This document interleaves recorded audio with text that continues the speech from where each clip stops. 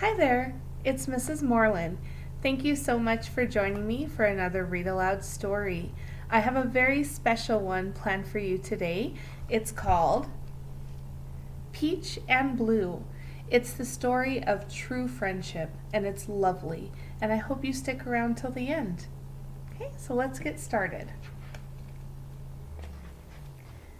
Peach and Blue.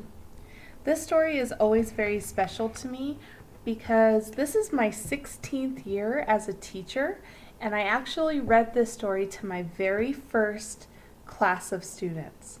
So I've kept the story with me all these years, and it will always and forever remind me of my very first year as a teacher.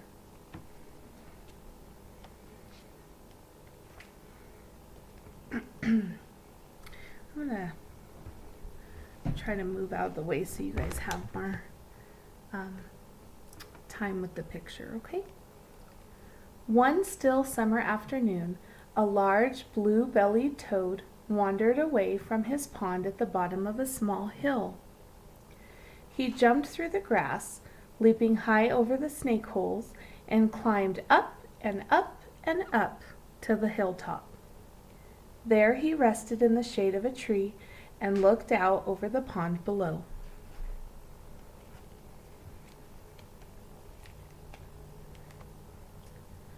A raindrop fell on his head. He searched the sky for heavy, stone-colored clouds, but there were no clouds at all. A few moments later, he felt another drop. This time he looked directly above him into the tree, and at the end of a thick, knobby branch he saw a peach, with her eyes tightly shut. More drops fell onto his head. So is it really raining? What's the peach doing? Maybe you can see in this picture here what the peach is doing. "Excuse me," called the toad. The peach opened her eyes. "I'm Blue," he said. "It's nice to meet you." "I'm Peach," said the peach, surprised. "What are you doing here?" "I came to see the view. Tell me, why are you crying?" "The summer's almost over. That means I'm warm, round, and red from the sun, and I've grown all I'll ever grow." Peach looked for a moment into the tree. "This tree is my home, and I love my tree, but I wish I could see what the rest of the world is like. I want to feel grass. I want to touch animals. I want to lie down and look up at the stars. But I'm stuck to this branch and won't go anywhere until it's too late. Soon I'll be picked and made into a cobbler or a tart, or eaten all at once by some stranger." Blue shuddered.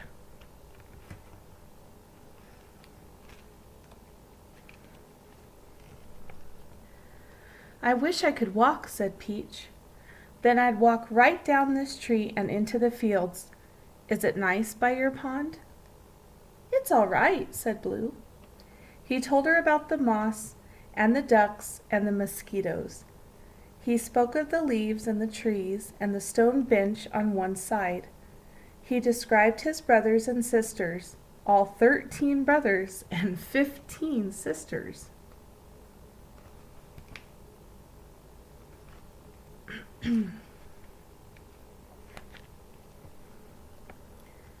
Peach came from a large family too. She was related to all the fruit on the tree, but none of the other peaches seemed interested in the world. Only Peach showed her face to the sun and the wind and the rain. Blue walked around the base of the tree. He thought about tarts and cobblers and wondered what they were.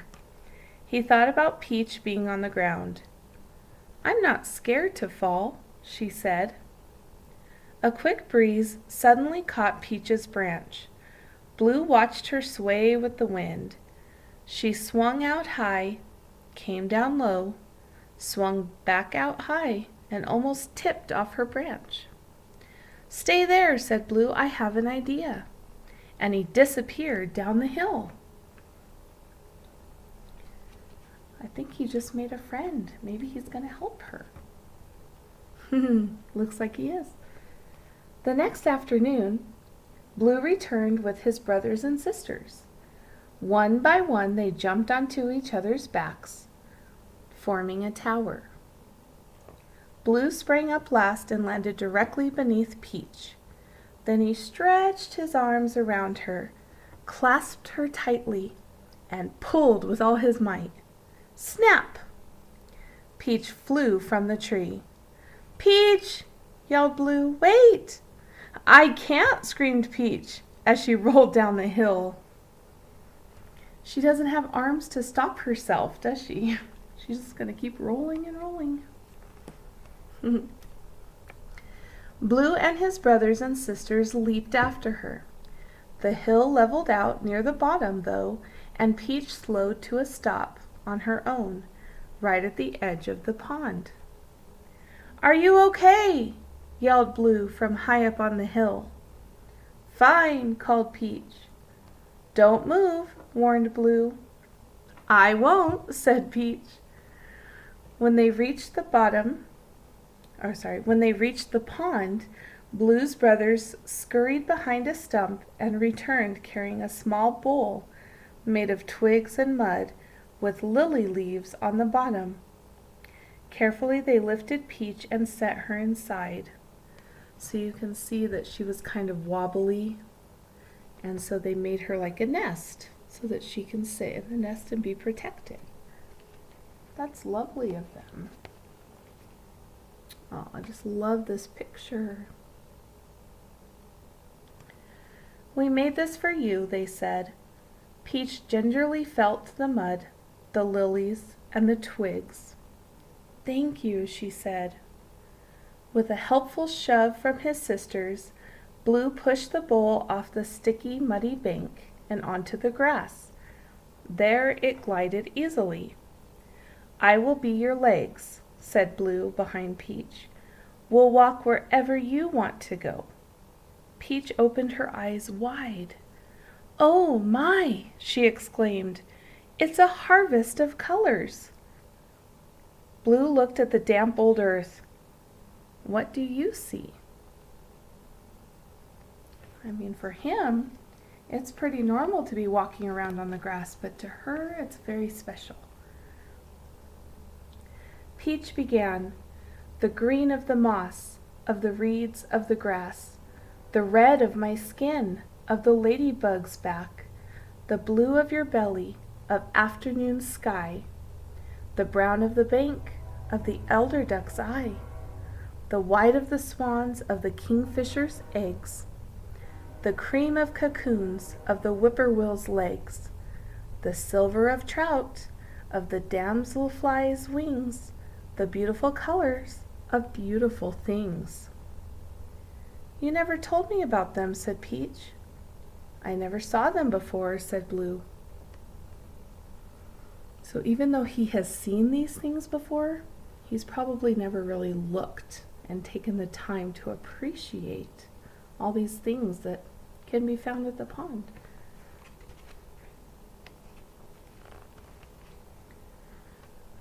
They circled the pond the whole afternoon.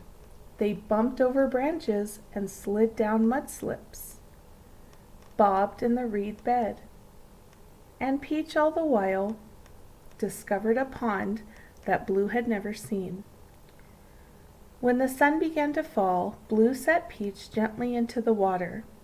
He crawled onto a lily pad and tied the bowl to its flower. Together they watched the yellow and orange bows of the sun unfold over the fields. When all that was left was the moon, the two of them drifted in the dark, live night.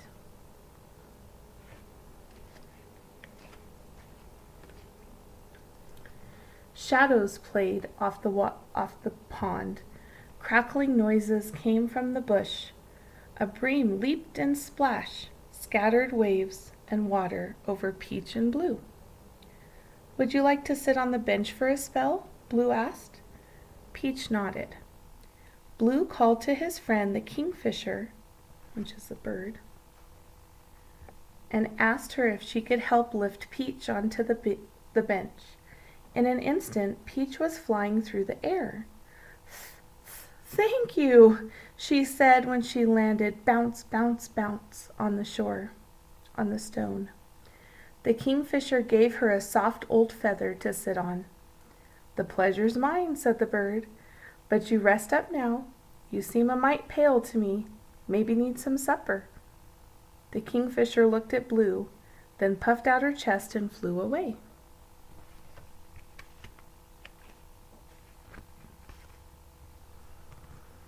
Immediately, Blue scooped up some water with a lily cup. He sprinkled a few drops over Peach and even in the darkness, saw the color come back into her skin. She had been tired. She needed some water. Next, he tore a branch from the willow, making sure that one end was dripping with tree milk, and gave this to Peach as he settled beside her. "It's not from a peach tree," he said, "but it's almost as good. Our willows are strong trees."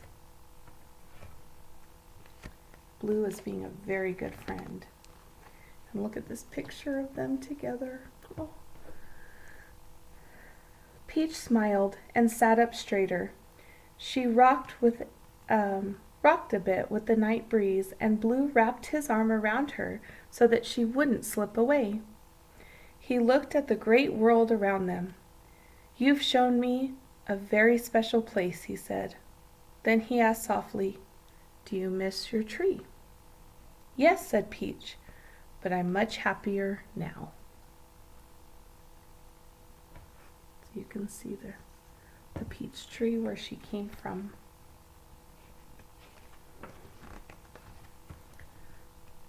She relaxed in the crook of Blue's arm. "I wish I could stay here a while." "You can stay here forever if you like," said Blue. "I'd like you to." "I don't think I'll last forever," said Peach. "That's okay," said Blue. "Not many folks do. But until then, you have me, and I have you." What a beautiful story about not only friendship and doing wonderful things to make your friends happy, but more importantly, it's about taking the time to see the world around you and to appreciate it. And maybe one day soon, when we're free to be out in the world again, maybe we'll look around with fresh eyes and appreciate our community. Thank you so much for joining me today. Have an awesome day, and I'll see you tomorrow. Bye-bye.